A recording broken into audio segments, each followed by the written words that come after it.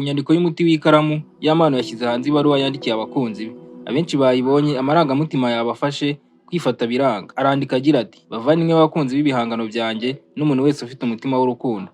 Mbandikiye mbikuye ku mutima kandi mu mahoro. Mu buzima abantu bakora amakosa, abandi bagafata ibyemezo bitari byo bitewe n'uburakari, ubusinzi, ubuto bwo gutekereza cyangwa ibihe bibi banyuramo.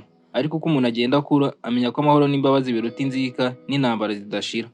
Uyu munsi ndifuza kubwira abantu bose ko nahisemo inzira y'amahoro. Ndifuza gusabira imbabazi umuntu wese waba afungiye ikibazo gifitanye isano n'ibyabaye hagati yanjye n'ibintu byagiye bivugwa kuri njye. Ntabwo nifuza gukomeza kubaho mu mwuka w'amakimbirane, urwango cyangwa guhorana ibikomere. Nifuza gutangira ubuzima bushya burimo ituze, gukora cyane no gukomeza urugendo rwanjye rw'ubuhanzi mfite umutima woroshye. Nizera ko kubabarira atari intege nke, ahubwo ari ubutwari bwo guhitamo amahoro aho guhitamo inzika. Ndashimira abantu bose bakomeje kunyereka urukundo no kunyumva muri ibi bihe byose. Kandi mfite ibyishimo byo kubateguza alubumu yanjye nshya iri mu nzira yitwa On the Road.